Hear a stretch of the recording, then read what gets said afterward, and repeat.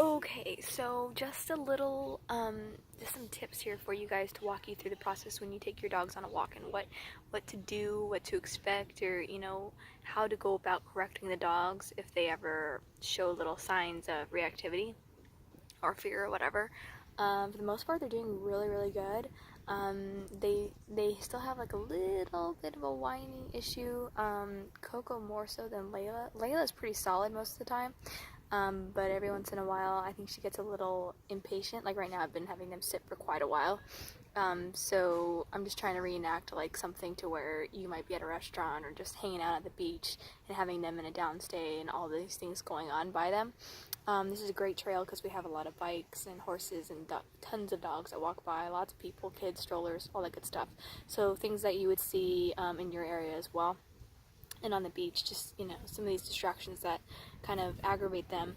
For the most part, they do awesome with everything except the dogs. That's their big, not so comfortable thing. Where they're doing great, but they still, are a bit unsure. So there may be times when you need to really keep them accountable. Well, you should always keep them accountable. Like right now, there's a kid coming, there's strollers, kid coming on a bike up here. Do kids and some dogs do what they do. But anyways, I want you to always be ready with your remote. Keep your leashes loose. Pop them if you have to, but more so, I want you to rely on your remote. Don't look at the levels, look at your dog, see what they're reacting or what they're responding to as far as corrections. You might get a yelp here and there, who cares, okay? It's about correcting the behaviors for these guys. So right now we got a dog coming. So, 2 dogs coming. Nope. Coco's doing really good. Layla out. Layla out. Good.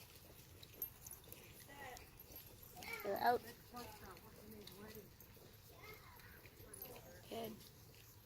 That was really solid for CoCo. She did awesome. Not a whimper, nothing. Layla whimpered a little bit.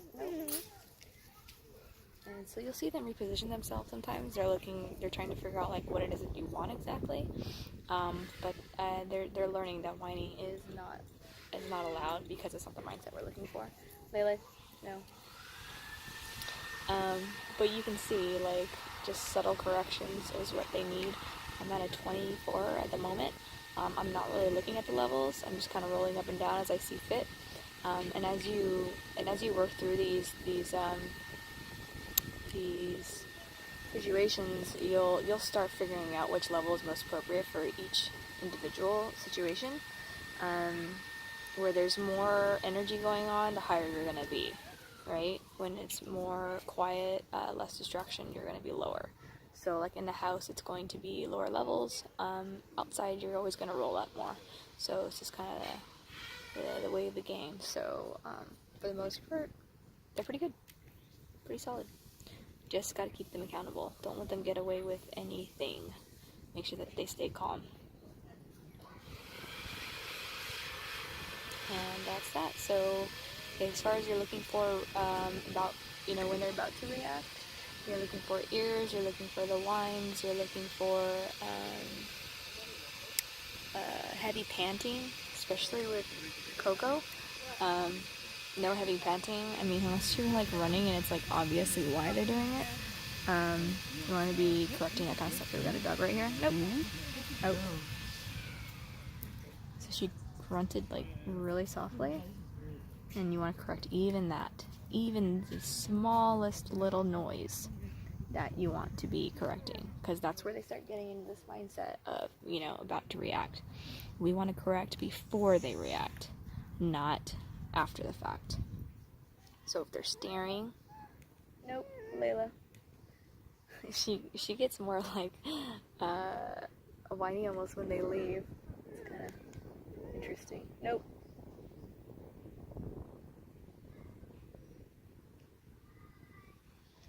So, and if you keep getting too much, if it's you're having to repeat yourself a lot, you're not high enough. You need to go higher. So even right now, I just rolled up a little bit. I'm at a 28 now. I want to see what that does. Some moments it might be too much for them, and you'll get a yelp. and it'll sound a little intense. Just let it be. It is what it is. Don't worry about other people's reactions, what they think of it. Who cares? You're trying to help your dogs. So it's not the end of the world if that happens. And if you hit the wrong dog, you know, as far as like the pressure, e-collar pressure, don't stress. It happens. It's okay. You move on. You're not going to ruin the dogs by any means.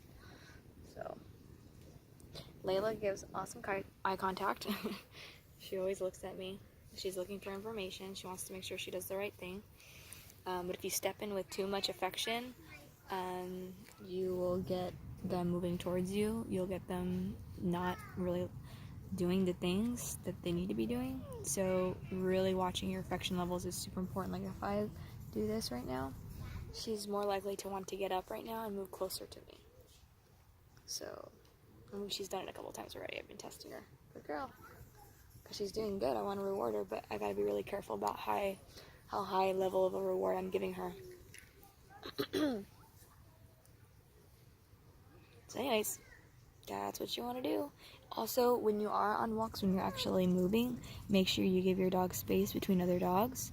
Don't get super close, you know, especially if you're walking around dogs that are not well behaved, if they're reactive too, or just pulling, or just kind of out of control, and you feel like the handler doesn't have a lot of control. I want you to give your dog space, make them feel comfortable that you are being the leader they need, protecting them, and, you know, doing your job. And not putting them in situations where they're going to, you know, have to act on their own, or they feel like they have to act. So really make sure you provide that space when necessary, and do all the other things. All right, hope that was helpful.